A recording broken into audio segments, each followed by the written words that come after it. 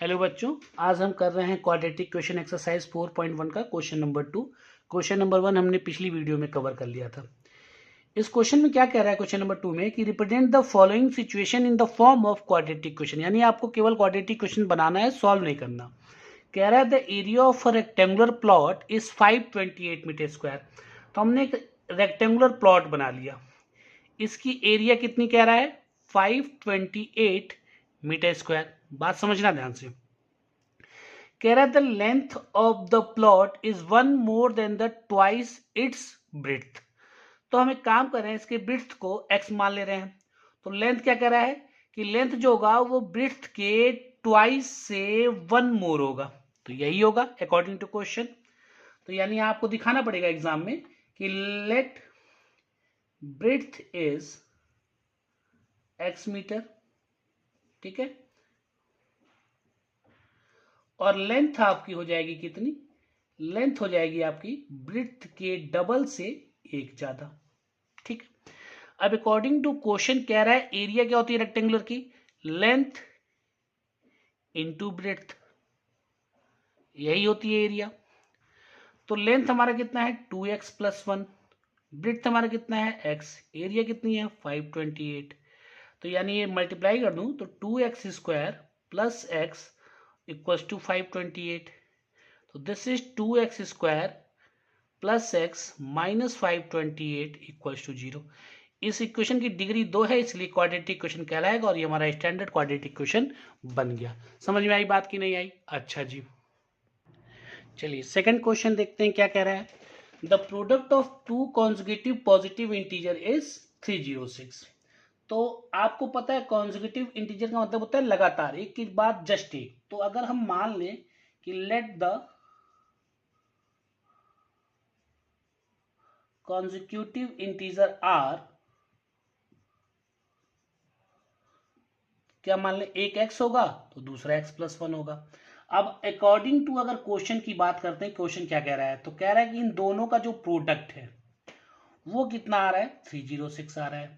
Multiply कर दीजिए, this is x square plus x equal to 306। तो this is x square plus x, 306 को इधर लाइए, दिस इज 306।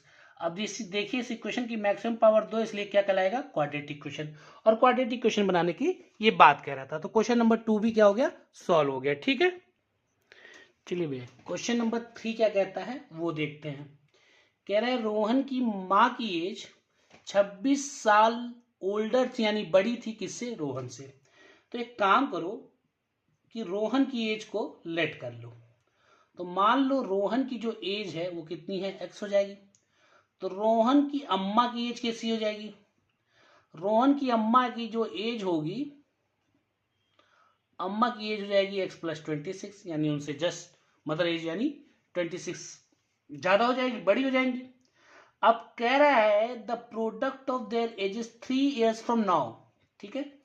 तो आफ्टर 3 ईयर्स फ्रॉम नाउ मतलब 3 साल बाद, तो आफ्टर 3 ईयर्स, ऐसा तो है नहीं कि 3 साल उन्होंने उनकी एज वही रुकी रहनी है, 3 साल आगे जब बाद देखोगे तो एज 3 साल बाद बड़ी होनी है। हाँ, अगर कोई टपके ना बीच में तो रोहन की एज कितनी हो जाएगी, तो रोहन की एज हो जाएगी कितनी, एक्स प्लस 3।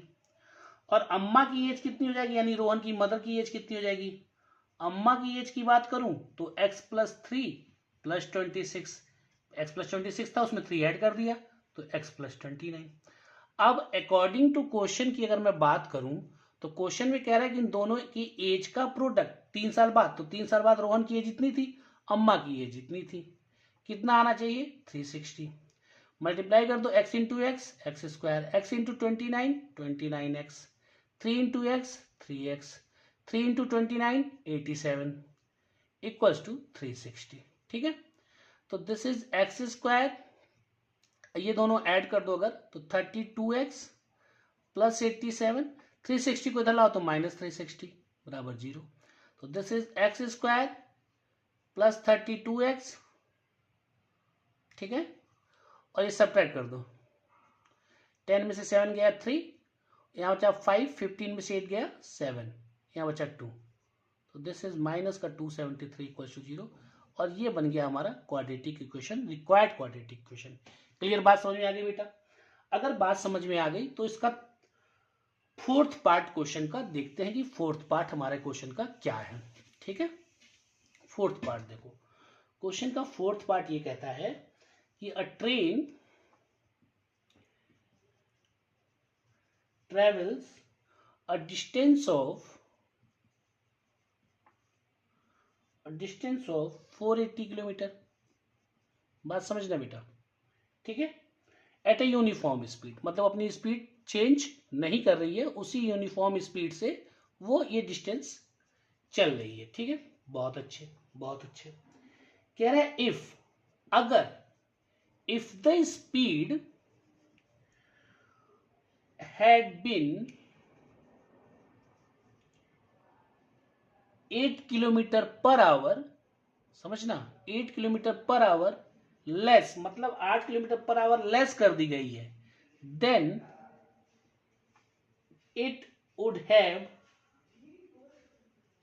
ऑब्वियस सी बात है, जब स्पीड कम कर दोगे तो समय ज्यादा लगने लगेगा, तो वही बात कह रहा है, इट वुड हैव टेकन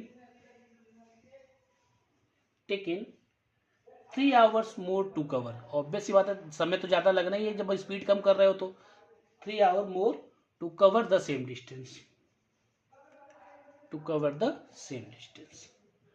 बात समझ में आ रही नहीं आ रही है?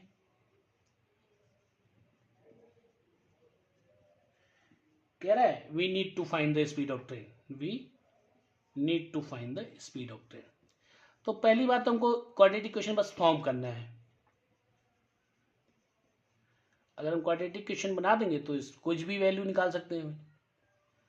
अब आइए सॉल्व करते हैं। कह रहा है मान लीजिए कि लेट स्पीड, शुरू में जब वो यूनिफॉर्म स्पीड चल रहा था तब वो स्पीड मान लीजिए कि x किलोमीटर पर आवर था, और आपको पता है कि टाइम बराबर कितना होता है,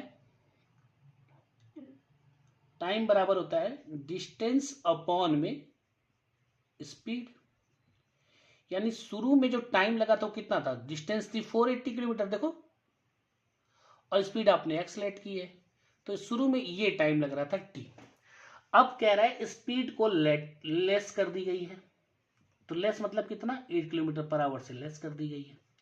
अब टाइम t2 जो लगेगा वो कितना लगेगा, ये t1 था मान लो, तो लगेगा 480 डिवाइडेड बाई x माइनस 8। अब कह रहा है ये टाइम इस टाइम से ज्यादा है, कितना ज्यादा, 3 आवर्स। कैसे, अगर बेटा देखो स्पीड कम कर रहे हो तो ऑब्वियस सी बात है टाइम ज्यादा हो जाएगा। कितना ज्यादा है, तो क्वेश्चन में कहा है जो t2 टाइम है वो t1 से 3 आवर ज्यादा है, यानी इन दोनों का डिफरेंस कितना होगा, 3 आवर्स। t1 से 3 आवर ज्यादा है, यानी t2 t1 से 3 घंटे बड़ा होगा, तो इन दोनों का डिफरेंस ही आ गया। t2 की वैल्यू रख दो 480 डिवाइडेड बाई x माइनस 8, और दिस इज t1 कितना हो जाएगा, 480 divided by x equals to 3। Cross multiply कर लो, तो दिस इज 480x, इनका इससे मल्टीप्लाई कर दो तो 480 इंटू एक्स माइनस 8, इन दोनों का आपस में कर लो तो एक्स स्क्वायर माइनस 8x, और इधर 3 कर लो, मल्टीप्लाई कर दो तो 480x, इसका मल्टीप्लाई हुआ माइनस 480x, इसका मल्टीप्लाई माइनस माइनस प्लस हो जाएगा, तो 8 8 जा 3840। अब ये दोनों इधर जाके मल्टीप्लाई होंगे तो 3x स्क्वायर, 3 8 जा 24x, ये देखो ये दोनों कट जाएंगे, तो अल्टीमेटली क्या बचेगा, 3x स्क्वायर माइनस 24x, और ये 3840 इधर आएगा तो माइनस हो जाएगा, तो माइनस 3840 बराबर 0। ये रिक्वायर्ड क्वाड्रेटिक क्वेश्चन बना। तो आपकी एक्सरसाइज 4.1 पूरी तरह फिनिश हो गई। थैंक यू बेटा।